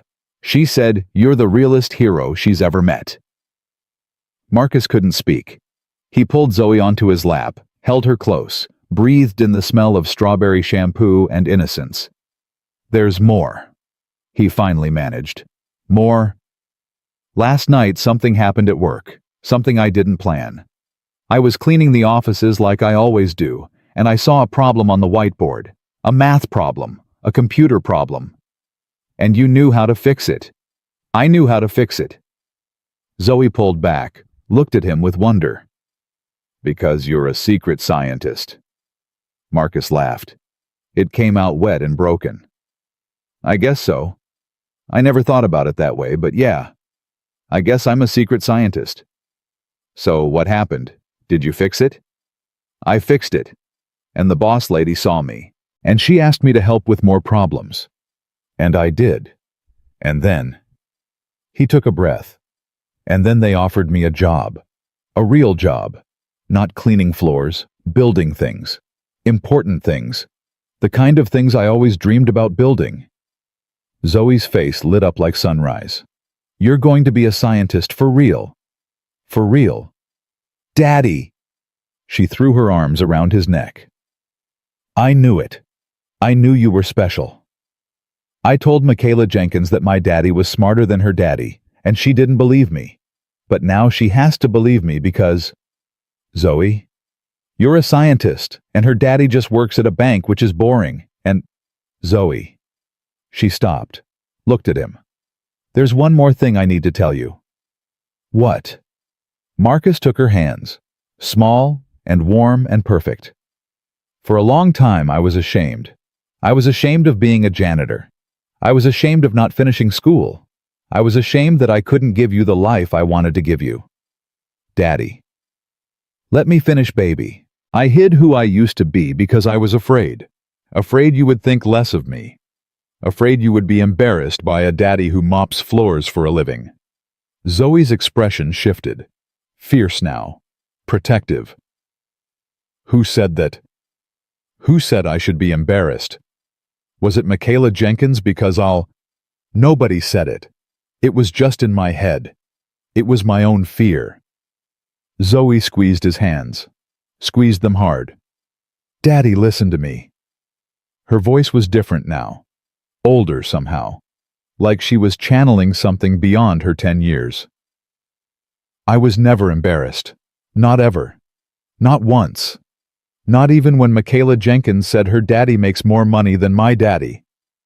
You know what I told her? What? I told her that my daddy loves me more than any daddy in the whole world. I told her that my daddy is always there when I wake up, even though he works all night. I told her that my daddy makes the best pancakes and braids my hair, even though boys aren't supposed to know how to braid, and reads me stories and never ever makes me feel like I'm not important. Marcus's tears were falling freely now. And you know what she said? What? She said she wished her daddy was like that, because her daddy works all the time and never comes to her soccer games and forgot her birthday last year. Zoe reached up and wiped Marcus's tears with her small fingers. So I don't care if you mop floors or build satellites or fly to the moon. You're my daddy, and you're the best daddy, and nothing you ever do is going to change that. Marcus pulled her into his arms and held her and cried. Really cried. The kind of crying he hadn't allowed himself in 14 years. The kind that comes from so deep it feels like it might never stop. Zoe held him, her small arms wrapped around his neck, her voice soft in his ear. It's okay, Daddy. Happy tears are confusing, but they're okay. Mrs. Patterson told me that too. When Marcus finally pulled back, his face was a mess. Zoe giggled. You look funny. I know. Like a wet dog. Thanks, baby. A wet dog that I love very much. Marcus laughed, wiped his face with his sleeve. Zoe, I need to ask you something, and I need you to be honest with me. Okay. This new job, it might mean some changes. I might have to work different hours. I might not always be here in the mornings like I am now. Mrs. Patterson said she'd help, but... Daddy? Yeah. I'm 10. I can make my own cereal. Marcus blinked. You can. I've been making my own cereal for like a year. You just never noticed because you always want to do everything yourself. He stared at her. When did she get so grown up? When did she learn to see through him so completely? Besides, Zoe continued, Mrs. Patterson told me something else. What's that? She said that sometimes parents have to follow their dreams too. She said that when parents are happy, kids are happy. And when parents are sad, kids can tell. Even if the parents try to hide it. Marcus's heart cracked open. You could tell I was sad. Sometimes, late at night, when you thought I was sleeping, I could hear you. Hear me what? Zoe's voice dropped to a whisper. Crying. Marcus closed his eyes. All those nights he thought he was being so careful. All those nights he'd muffled his sobs in his pillow. All those nights he'd convinced himself Zoe didn't know. She'd known all along. I'm sorry, he said. I tried so hard to... You don't have to be sorry. Zoe's voice was fierce again. You did everything for me. Everything. And now it's your turn. My turn for what? To be happy. Really happy. Not just pretending happy. Marcus pulled her close again. Held her so tight, she squeaked. When did you get so smart? Good genes. Mommy was smart. And you're smart. So I'm double smart. Marcus laughed through his tears. That's exactly right. They sat together for a while, just holding each other, just being, just existing in this moment that Marcus never thought he'd have. Finally, Zoe pulled back. Daddy. Yeah? Can we make pancakes? I'm hungry. Marcus smiled. Yeah, baby, we can make pancakes. They made pancakes together, Zoe standing on her step stool carefully measuring flour while Marcus worked the griddle. She told him about school, about the science project she was working on, about how her teacher, Mrs. Rodriguez, said she had exceptional analytical abilities. What does that mean? Zoe asked. Exceptional analytical abilities. It means you're good at figuring things out, seeing patterns, understanding how things work. Like you. Marcus flipped a pancake. Yeah, baby, like me. So I'm going to be a scientist too. You can be whatever you want to be. What if I want to be a janitor? Marcus stopped, looked at her. Zoe was grinning. That mischievous grin that reminded him so much of Denise it hurt.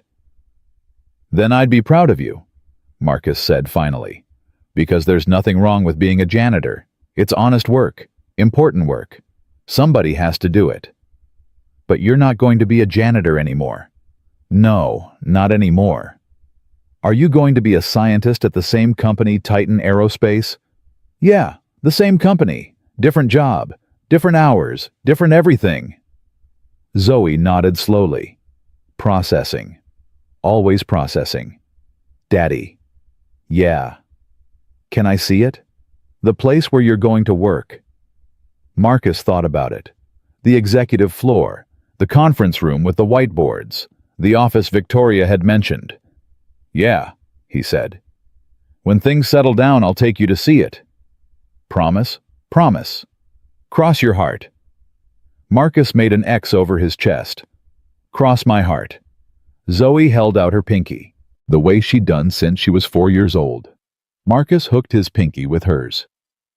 Pinky promise, she said solemnly. Those are the ones you can't break. I won't break it. I know. She smiled. You never break your promises. They ate pancakes. They watched cartoons. They played Uno, and Zoe won 3 games in a row, claiming she was just lucky, even though Marcus suspected she was somehow cheating. At 8 p.m., Marcus tucked her into bed. Daddy. Yeah, baby. Will you tell me about Mommy? About when you met her? About when you fell in love? Marcus's heart clenched. He'd told Zoe stories about Denise before, her favorite food, her laugh, the way she'd sing off-key in the shower. But he'd never told her about falling in love. It had always felt too painful. Tonight, something was different. Tonight, the memories didn't feel like wounds. They felt like gifts. Your mom was the bravest person I ever knew, he began. She worked as a social worker, helped kids who had nothing, kids whose parents couldn't take care of them, and she loved every single one like they were her own. Is that why you love me so much? Because she taught you how? Marcus's eyes burned. Yeah, baby, that's exactly why. I wish I could have met her. You did meet her. Every time you're brave, every time you're kind, every time you love someone who's hurting, that's her living through you. Zoe was quiet for a moment. Daddy. Yeah, I think Mommy would be really proud of you today. Marcus couldn't speak. He just leaned down and kissed her forehead and held his lips there for a long moment. I love you, Zoe, more than anything. I know, love you too, Daddy. To the moon and back. To Mars and back. Because we're going to build satellites that go there. Marcus laughed. Yeah, we are. He turned off the light, walked to the door. Daddy. Yeah, you're not invisible anymore. You know that, right? Marcus stopped, his hand on the doorframe, his heart in his throat. What do you mean? Mrs. Patterson told me that some people feel invisible. Like nobody sees them. Like they don't matter. Zoe's voice was soft in the darkness. But you were never invisible to me, Daddy. I always saw you. I always knew you were special, even when you didn't know it yourself." Marcus stood in the doorway of his daughter's room, tears streaming down his face, unable to move. "Good night, Daddy. Good night, baby." He closed the door and stood in the hallway for a long time, just breathing, just existing, just feeling the weight of 14 years of shame and fear begin to lift from his shoulders. His phone buzzed. Victoria. "I hope I'm not calling too late." "No, Zoe just went to bed." "Did you tell her?" "Everything." "How did she take it?" Marcus leaned against the wall, slid down until he was sitting on the floor. "She said she always knew I was special, even when I didn't know it myself." Victoria was quiet for a moment. "Smart kid. She gets it from her mother. I'm sure she gets plenty from her father, too." Marcus closed his eyes. "Victoria, I don't know how to thank you for seeing me, for taking a chance on me, for everything. You can thank me by showing up Monday morning ready to work. I'll be there. And Marcus? Yeah. I made a phone call tonight to my daughter Amanda." Marcus remembered the text Victoria had gotten during that first night, the granddaughter who thought grandma didn't love her anymore. "How did it go?" "I cried, she cried. We said things we should have said years ago." Victoria's voice caught. "I'm flying to see them this weekend. Lily, my granddaughter, she made me a card. She's been saving it for 4 months." "That's good, Victoria. That's really good. It's because of you. You know that, right? You reminded me what matters, what really matters." Marcus shook his head, even though she couldn't see him. "I didn't do anything. I just fixed an algorithm." "No, Marcus, you showed me what courage looks like. Real courage. The kind that gets up every morning and makes pancakes for a little girl even when you're dying inside." Her voice was thick now. "I've spent 40 years building walls, proving everyone wrong, fighting battles that didn't need to be fought. And somewhere along the way, I forgot how to be human." She paused. "You reminded me." Marcus sat on the floor of his apartment, phone pressed to his ear, and realized something. For 14 years, he'd thought he was alone. A man against the world, surviving but never living. But he wasn't alone. He'd never been alone. He'd just been looking in the wrong places. "Victoria." "Yeah." "Thank you for seeing me too." She laughed softly. "Get some sleep, Marcus. You've got a big week ahead." "Yes, ma'am." "And Marcus." "Yeah. Welcome back to everything you were always meant to be." She hung up. Marcus sat on the floor for a long time, just breathing, just being. And somewhere deep in his chest, something that had been dormant for 14 years began to bloom. Not just hope anymore. Peace. Real peace.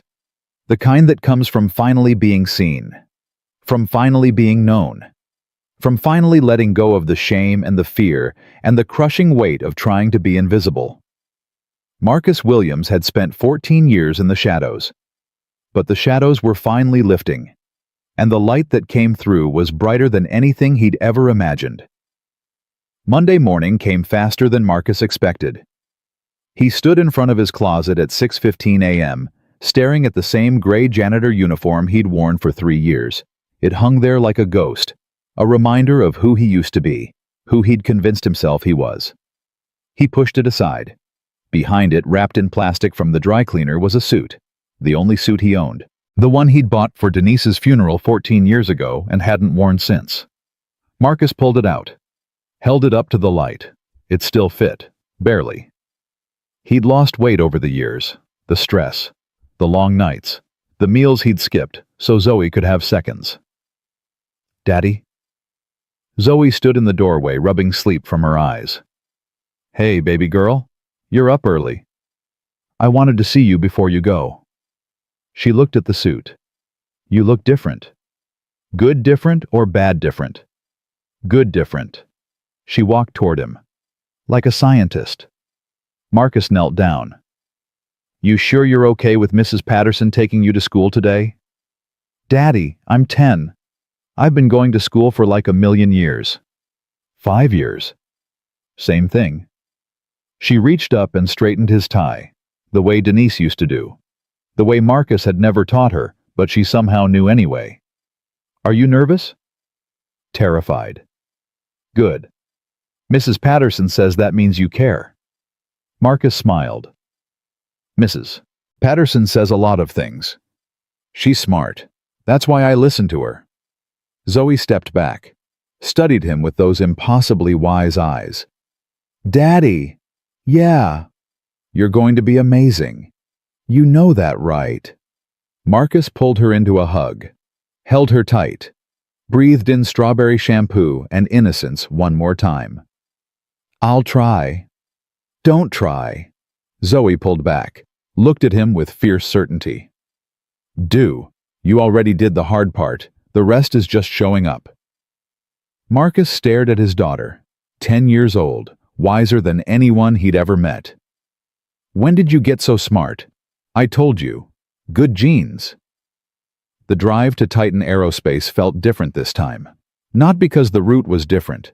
Marcus had driven this same path 1,000 times coming home at dawn while the world was waking up. It felt different because he was different. He parked in the main lot. Not the employee lot in the back where the janitors parked. The main lot. With the executives. With the engineers. With the people who walked through the front door. His hands were shaking when he turned off the engine. For a long moment he just sat there, staring at the building he'd cleaned for 3 years, the building where he'd been invisible. Not anymore. Marcus got out of the car, straightened his tie, walked toward the front entrance. The security guard Jerome did a double take when he saw him. Mr. Williams? That you? Yeah, Jerome, it's me. You look... Jerome searched for the word. Different. I feel different. I heard what happened. The whole building's talking about it. Jerome leaned forward. Is it true you really fixed that NASA thing? I helped. Man. Jerome shook his head slowly. I always knew there was something about you. The way you moved through this building. Quiet. Watching everything. Like you were studying us. Maybe I was. Jerome extended his hand. Congratulations, Mr. Williams. You deserve this. Marcus shook it. Thank you, Jerome, for always treating me like a person, even when nobody else did. That's just basic decency. You'd be surprised how rare that is. The elevator ride up was crowded. Marcus stood in the back, surrounded by people in suits who'd never looked at him twice when he was pushing his cleaning cart. Now they glanced at him. Some curious, some confused, a few whispering. He heard his name, heard the word janitor, heard fragments of the story that had apparently spread through the building like wildfire.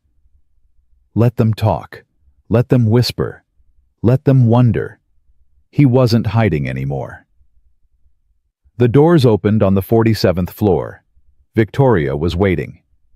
You're early, she said. Couldn't sleep. Neither could I. She looked him over, nodded approvingly. The suit works. A little dated, but it works. It's the only one I own. We'll fix that. HR has your employee package ready. Salary benefits, clothing allowance. Clothing allowance? Victoria smiled. Welcome to the executive floor, Mr. Williams. We dress the part here. She led him down the hallway, past the conference room where everything had changed, past the whiteboard that still had traces of his equations, past the offices of engineers who'd been trying to solve the problem he'd cracked in 7 minutes. They stopped at a door Marcus had never noticed before, because janitors didn't notice doors they weren't supposed to clean behind. His name was on it. Marcus Williams, lead systems architect. He stared at it for a long moment. It's real, Victoria said softly. I know it doesn't feel real yet, but it is. How long until it feels real? Honestly, I've been CEO for 15 years, and sometimes I still feel like the secretary who got lucky. She opened the door. The office was small but functional. A desk, a computer, a window overlooking the Houston skyline. and on the desk already waiting for him was a framed picture. Zoe's drawing, the one she'd made last week. Two stick figures standing on top of a tall building, reaching for the stars. Team Williams saves the universe. How did you... Marcus's voice caught. Mrs. Patterson? Victoria smiled. She dropped it off this morning. Said Zoe wanted you to have something from home. Marcus picked up the frame, ran his fingers over the glass. First thing you hang, Victoria said. The most important thing you own. She left him alone. Marcus stood in his new office, his name on the door, his daughter's drawing in his hands, his future suddenly terrifyingly beautifully open. He hung the picture on the wall. Then he got to work. The first week was a blur of meetings and introductions, and learning to navigate a world he'd only ever observed from the outside. Maya became his closest ally.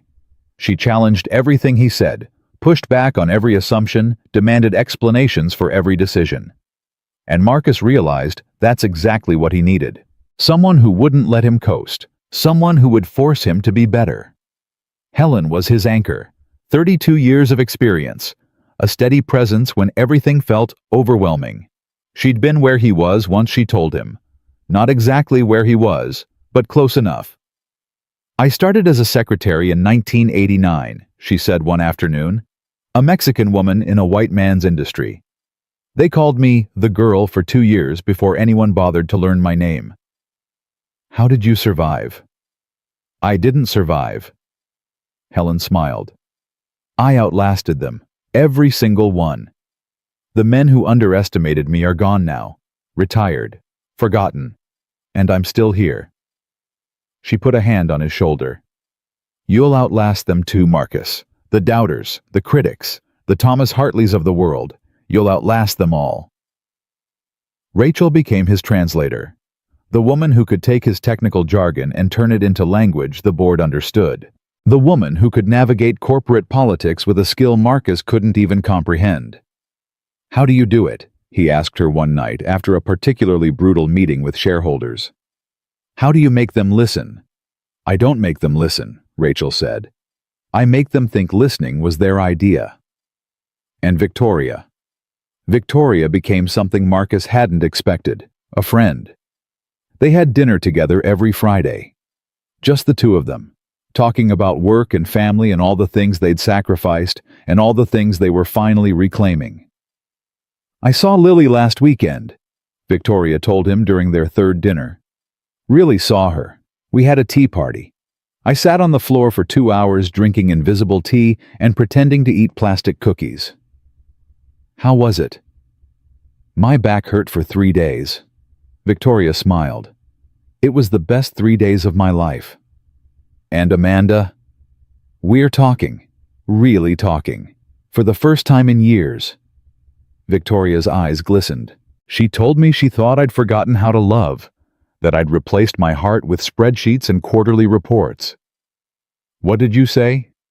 I told her she was right. And I told her I was going to learn again, even if it took the rest of my life. She looked at Marcus across the table. That's because of you. You know that, right? You showed me what it looks like to love someone more than yourself. To sacrifice everything without losing your soul. Marcus shook his head. I just did what any father would do. No. You did what most fathers are too afraid to do. You chose your daughter over your dreams. And then you found a way to have both. 3 months later, the NASA system went live. Marcus stood in the control room, surrounded by screens displaying satellite trajectories and signal data. General Morrison was there. The board was there. Victoria was there. And in the back of the room, holding Mrs. Patterson's hand, was Zoe. Final system check, Maya announced. All parameters green. Launch sequence initiated, Helen confirmed. The countdown began. 10, 9, 8. Marcus felt Zoe's eyes on him, turned to look at her. She gave him a thumbs up, that fierce, certain smile. 7, 6, 5. He thought about Denise, about the promise he'd made her 14 years ago, about the door he'd finally walked through. 4, 3, 2, 1. The system activated. Green lights everywhere. Signal acquisition at 99.2%. Trajectory accuracy within 0.001 degrees. Every metric exceeded expectations. The room erupted. Engineers cheering. Board members applauding. General Morrison shaking hands and offering congratulations. But Marcus didn't hear any of it. He was walking toward the back of the room, toward his daughter, toward the only person whose opinion had ever truly mattered. Zoe broke free from Mrs. Patterson's grip and ran toward him. Marcus caught her, lifted her, spun her the way he'd done when she was small enough to fit in his arms. "You did it, Daddy. You did it." "We did it, baby. We did it. I knew you would." Zoe pulled back her face, shining with pride. "I told everyone at school. I said my daddy is building satellites for NASA, and Michaela Jenkins said her daddy just got a new BMW, but I said a BMW can't go to space, so who cares?" Marcus laughed. "You didn't say that." "I did. And then I said when I grow up I'm going to build satellites too. And we're going to send them to Mars. And we're going to name one after Mommy." Marcus's heart stopped. "What did you say?" "I said we should name a satellite after Mommy, so she can be up there with the stars. Like she always wanted." Marcus couldn't speak. He just held his daughter and let the tears fall, and felt something he hadn't felt in 14 years. Whole. Finally, completely, impossibly whole. General Morrison approached them. Her face was softer than Marcus had ever seen it. "Mr. Williams, I believe this young lady was promised a tour of the facility." Zoe's eyes went wide. "A real tour of everything." "Everything?" The general smiled. "Including the Mission Control Center, and the satellite lab, and maybe if you're very good, the astronaut training facility." "Daddy!" Zoe grabbed Marcus's arm. Can we, please?" Marcus looked at General Morrison. "Are you sure she can be a handful?" "Mr. Williams, I've commanded Marine battalions. I think I can handle one 10-year-old. Zoe tugged at his sleeve. "Daddy, please. Please, please, please." Marcus pretended to think about it. "I don't know. It's a school night." "Daddy. And you have homework." "I did it already." Mrs. Patterson checked. "And you need to eat dinner. They have food here, right?" Zoe turned to General Morrison. "You have food here, right?" The general laughed. Actually laughed. It transformed her entire face. "We have food, and I promise to have her back by 8 p.m. Marcus looked at his daughter, at her shining eyes, at her fierce, certain smile. "Go," he said. "Have fun." "Thank you, Daddy. I love you. You're the best daddy in the whole world." She took General Morrison's hand and practically dragged her toward the door, already asking 1,000 questions about satellites and rockets, and whether astronauts really wore diapers in space. Victoria appeared beside Marcus. "She's something special. She's everything. You know the general is going to recruit her in about 10 years, right? That woman collects talented people like other people collect stamps." "Good," Marcus smiled. "She can be the first Williams to actually finish her degree." Victoria laughed. Then her expression sobered. "Marcus, I need to tell you something." "What's wrong?" "Nothing's wrong. The opposite, actually." She took a breath. "The board met this morning. They've approved a new position. Chief Technology Officer. They want me to recommend someone." Marcus's heart started pounding. "Victoria, I'm recommending you." He stared at her. "The vote is next month. It's not guaranteed. Thomas is fighting it, of course. He'll fight anything that proves he was wrong about you." "Victoria, I've been here 3 months. I don't have the experience. I don't have the credentials. I don't—" "You have results." Victoria's voice was firm. You have the best performing navigation system in the company's history. You have the respect of every engineer on your team. You have a general who calls you personally to discuss new contracts. She stepped closer. And you have something no credential can give you. You know what it means to struggle, to sacrifice, to work harder than everyone else just to survive. Her eyes held his. That's what this company needs, Marcus. Not another executive who's never failed.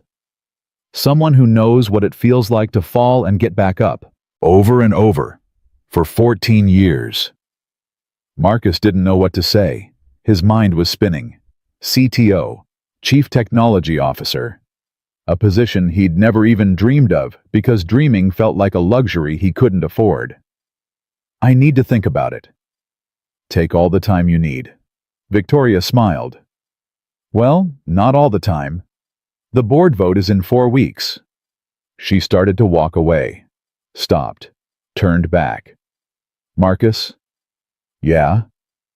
I'm proud of you. I know I'm not your mother. I know I'm just your boss. But I'm proud of you.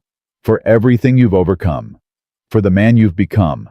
For the father you've always been. Her voice caught. Denise would be proud too. I never met her, but I know she would be.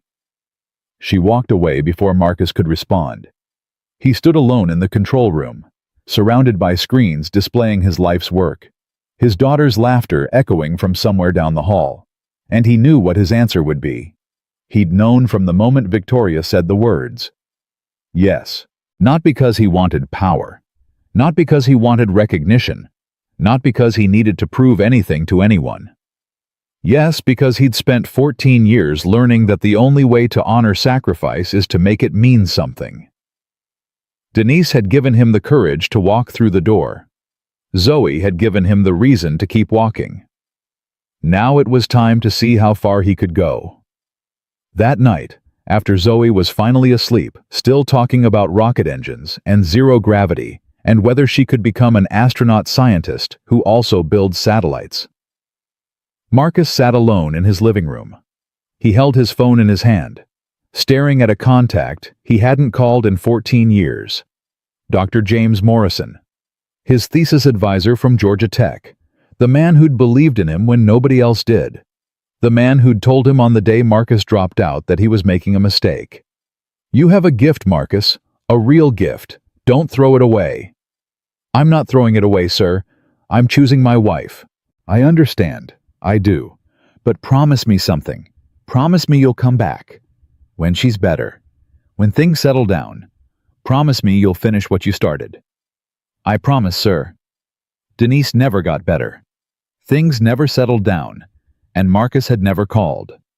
14 years of broken promises.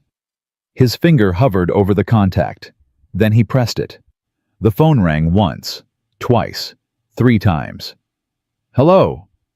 The voice was older now, weathered by time, but Marcus recognized it instantly. Dr. Morrison, it's Marcus Williams. Silence. Then, Marcus Williams from the Neural Navigation Project. Yes, sir. My God. A breath.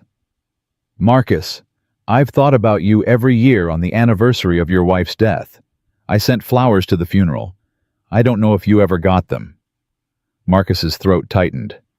I got them. I never thanked you. I should have thanked you. You had other things on your mind. A pause. How are you, son? How's your daughter? She must be a teenager by now. She's 10, and she's... Marcus smiled. She's everything, sir. She's the reason I survived. I'm glad. I'm so glad. Another pause. Marcus, why are you calling? After all this time. Marcus took a breath. I kept my promise, sir. I know it took 14 years. I know you probably gave up on me a long time ago. But I kept my promise. What do you mean? I came back, not to school, but to the work. I'm a systems architect now. At Titan Aerospace, I'm building satellite navigation systems for NASA. Silence. Sir, are you still there? I'm here. Dr. Morrison's voice was thick. I'm just... Give me a moment. Marcus waited. I never gave up on you, son. Not once. Not for a single day. I've followed your career from a distance. I knew you were working at Titan. I knew you were on the night shift. I assumed you'd found your way back to engineering somehow. You knew I was a janitor. I knew you were surviving. That's all that mattered. Dr. Morrison's voice steadied. And now you're telling me you're not just surviving anymore. No, sir. Not anymore. Tell me everything. From the beginning. So Marcus did. He told Dr. Morrison about the whiteboard, about Victoria, about the board meeting and General Morrison and the system that was now orbiting the Earth doing exactly what it was designed to do. He told him about Zoe, about the tea parties and the pancakes and the fierce certainty in her eyes when she told him he was a hero. He told him about Denise, about the promise she'd made him keep, about the door she'd told him to walk through. And when he was finished, Dr. Morrison was crying. I knew it, the old man said. I knew you'd find your way back, not because you're brilliant, although you are, but because you're stubborn, the most stubborn student I ever had. You used to call it pathologically persistent. I meant it as a compliment. Dr. Morrison laughed through his tears. Marcus, I need to ask you something. Anything. The navigation algorithm you developed, the one with the adaptive trajectory correction. I've read about it. General Morrison sent me the specifications. General Morrison? She's my daughter. Marcus nearly dropped the phone. What? Patricia Morrison, Major General U.S. Air Force, my daughter. She called me the night after your board presentation, said she'd met someone remarkable, a janitor who'd rebuilt an entire navigation architecture in 7 minutes. Marcus was speechless. She said, Dad, there's something about this man. The way he explains things, the way he sees systems. It reminds me of someone. And I said, Who? And she said, You. Dr. Morrison's voice was gentle now. That's when I knew. I knew it was you. My best student. The one I never stopped believing in. Marcus sat in his living room, phone pressed to his ear, tears streaming down his face. Why didn't you say anything? Why didn't you reach out? Because it wasn't my place. You needed to find your own way back, and you did. Dr. Morrison paused. But I do have one request. Name it. The CTO position. Victoria's recommendation. Patricia told me about it. Sir, take it. Not for me. Not for Victoria. Not even for Denise. His voice was firm. Take it for every kid out there who thinks their dreams are dead. Every single father working 2 jobs. Every brilliant mind trapped in a system that refuses to see them. He paused. Take it and show them what's possible. Marcus looked at the picture on his wall. Zoe's drawing. 2 stick figures reaching for the stars. Yes, sir. I will. 4 weeks later, Marcus Williams was named Chief Technology Officer of Titan Aerospace. He stood at the podium in front of 300 employees, journalists, and industry leaders. Victoria sat in the front row, General Morrison beside her. Dr. Morrison attending his first public event in 5 years in the row behind.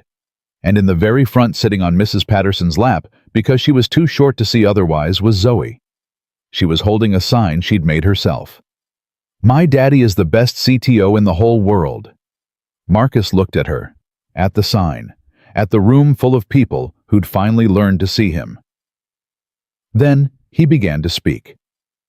14 years ago, I was 2 semesters away from finishing my PhD. I had dreams, big dreams, the kind that keep you up at night, the kind that make you believe you can change the world. He paused. Then my wife got sick. And I made a choice. The only choice I could make. I dropped out. I got a job. I held her hand for 2 years until she died. And then I raised our daughter alone. The room was silent. For 14 years I cleaned floors in this building. I emptied trash cans. I mopped hallways. And every night I walked past offices full of brilliant people and wondered what could have been. He looked at Victoria. Then someone saw me. Really saw me. Not as a janitor. Not as a failure. As a person with something to offer. His voice cracked. I'm not standing here because I'm smarter than anyone else. I'm standing here because I refused to give up. Because my daughter wouldn't let me. Because a woman I loved made me promise to walk through the door when it opened. He looked at Zoe. And because sometimes the most qualified person for the job isn't the one with the fanciest degree. It's the one who's been through the fire and come out the other side. Zoe was crying now. Mrs. Patterson was crying. Hell, half the room was crying. So here's what I want to say to anyone out there who feels invisible. To the single parents working night shifts. To the dreamers who had to put their dreams in a drawer. To everyone who's ever been told they're not qualified, not credentialed, not enough. Marcus straightened. You are enough. You have always been enough. The world just hasn't learned to see it yet. He looked directly at his daughter. But it will. I promise you it will. The room erupted in applause. Marcus stepped away from the podium, walked down into the audience, picked up his daughter, and held her against his chest.